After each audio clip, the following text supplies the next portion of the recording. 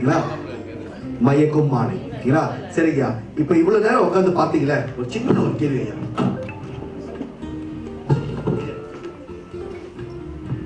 வணக்கம், எல்லோருக்கும் வணக்கம்.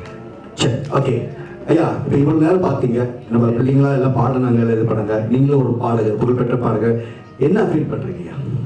சந்தோஷமா இருக்கு. ஏன்னா நாங்கள் பாடிய காலங்கள்லாம் வேறு, இசைக்குழுவோட பாடினோம். நான் ஆரம்பத்தில் பாடும் பொழுது 50ஆம் காலத்திலேயே பாட ஆரம்பிச்சிட்டேன். அப்போலாம் வந்து டெலிவிஷனில் ரேடியோலாம் இல்லை. ரேடியோ இருந்தது, எப்பயாவது ஒரு தடவை போடுவாங்க. அதற்கு பிறகு இந்த டேப் ரெக்கார்டரு, இந்த வாட்ஸ்அப், இந்த மாதிரிலாம் இருக்கலாம் ஒன்றும் கிடையாது.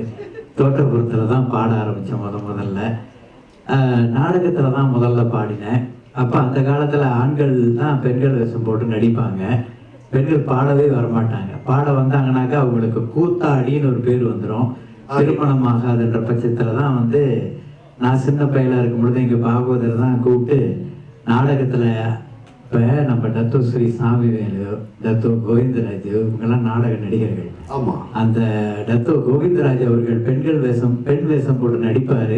அவருக்கு பின்னணி பாடினேன் பெண் குரலில். அது ஒரு காலம்.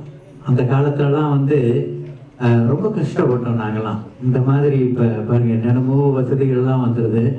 அந்த காலகட்டத்தில் வந்து கஷ்டப்பட்டு உழைத்தோம், பயிற்சி பண்ணோம், பாடினோம்.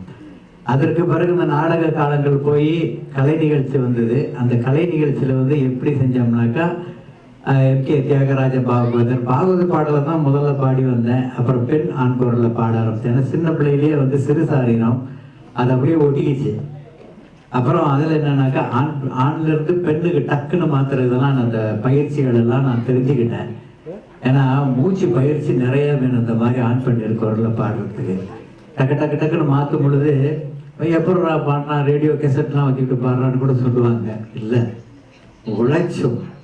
அதுதான் இப்போ பாட போகிறோம் ஒரு பாட்டு, மயக்கும் மாலை பொழுதுன்னு போகும்போது. சூப்பர், நல்லா பாடுங்க. ஒரு படத்தை கைது ஐயா.